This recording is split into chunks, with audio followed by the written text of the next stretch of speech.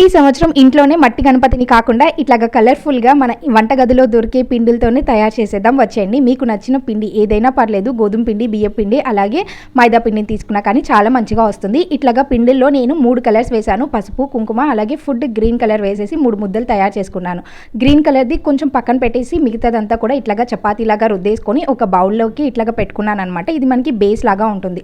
ఇంకొంచెం పసుపు ముద్దను తీసుకొని ఇట్లాగా రౌండ్గా పెట్టేశాను. అండ్ 2 రెడ్ కలర్వి తీసుకొని ఇట్లాగా మనము కాళ్ళ కోసం ఇట్లా పెడుతున్నాం అనమాట.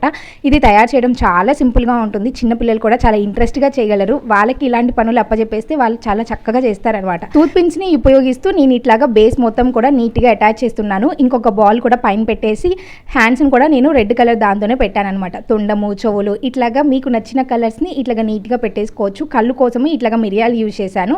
కిరీటం ఇట్లాగా కలర్ఫుల్గా చేశాను. లడ్డు కూడా పెట్టేశాను. చూసారా ఎంత కలర్ఫుల్గా మన వినాయకుడు అయితే రెడీ అయిపోయారు. తర్వాత నేను ఎలుకని అంటే మూచికంని కూడా తయారు చేసి పక్కన నచ్చితే ఉపయోగపడే వాళ్ళకి షేర్ చేయండి.